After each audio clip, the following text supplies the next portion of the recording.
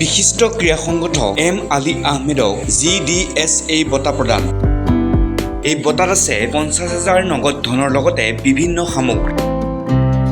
2016 বৰ্ষৰ পৰাই গোলাঘাট জিলা ক্ৰীড়া সন্থাই এনে বঁটা প্ৰদান কৰি আহিছে।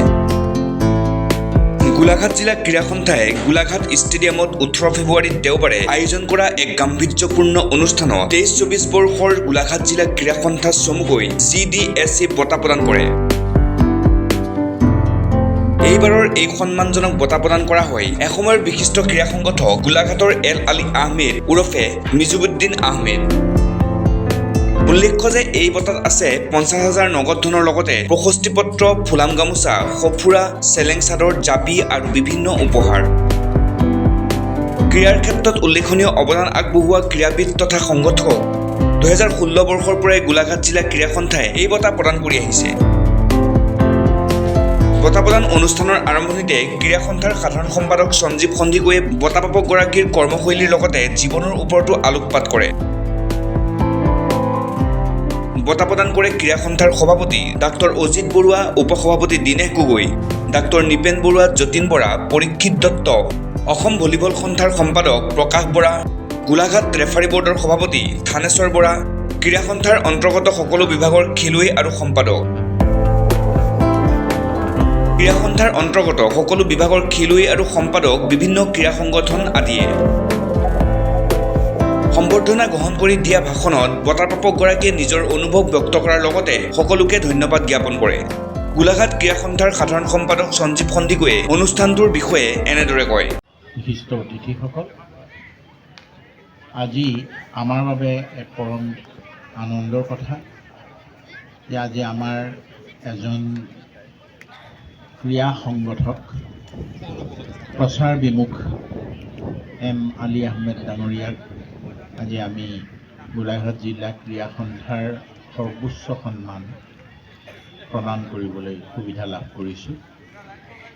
ইয়াৰ দ্বাৰাই আমি তেখেতক কিমান সন্মানিত কৰিছোঁ আমি অনুভৱ কৰিব নোৱাৰোঁ, কিন্তু আমি নিজেই অত্যন্ত সন্মানিত অনুভৱ কৰিছোঁ।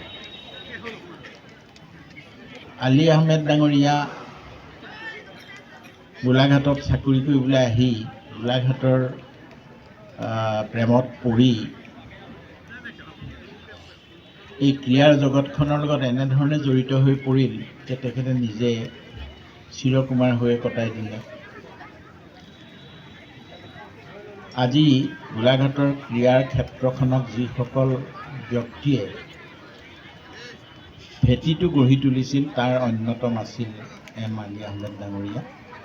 আৰু সেই দৃষ্টিভংগীৰে আমি এই বঁটা প্ৰদান কাৰ্যসূচীটো আৰম্ভ কৰিছিলোঁ যে আমি যিসকল লোকে এই ক্ৰীড়াৰ ক্ষেত্ৰখনত আজিৰ পৰ্যায়লৈকে 100টা বছৰ আজি আগবঢ়াই আনিলে, এইসকল লোকক আমি ৰাজহুৱা স্বীকৃতি প্ৰদান কৰাটো আমাৰ দায়িত্ব আৰু কৰ্তব্য।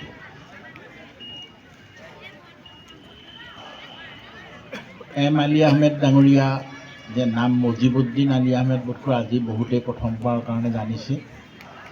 সকলোৰে মাজত তেখেত এম আলী বুলিয়েই জানিছিল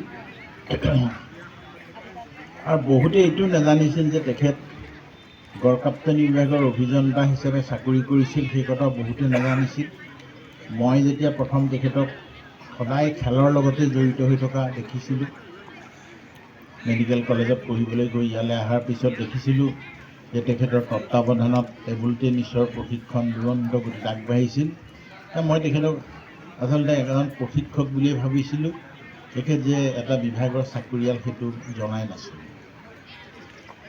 আজি সুদীৰ্ঘ সময় তেখেতে এই ক্ৰীড়াৰ ক্ষেত্ৰখনত জড়িত হৈ আছে। তেনে এগৰাকী ব্যক্তি আমি আজি সন্মান প্ৰদান কৰিবলৈ সুবিধা পাইছোঁ, সেইটো আমাৰ বাবে গৌৰৱৰ কথা। অনুষ্ঠানৰ শেষত শলাগৰ শৰাই আগবঢ়াই সভাপতি ডাক্তৰ অজিত বৰুৱাই জিলাখনৰ ভালেসংখ্যক খেলুৱৈ, অভিভাৱক, বিভিন্ন দল সংগঠনৰ বিষয়ববীয়া আৰু ক্ৰীড়াপ্ৰেমীয়ে উপস্থিত থকা সম্বৰ্ধনা অনুষ্ঠানটোৰ আঁত ধৰে ক্ৰীড়া সংগঠক অজয় ভৰালীয়ে। গোলাঘাটৰ পৰা মৃদুল শৰ্মাৰ ৰিপৰ্ট, অলিম্পিয়া স্পৰ্টছ।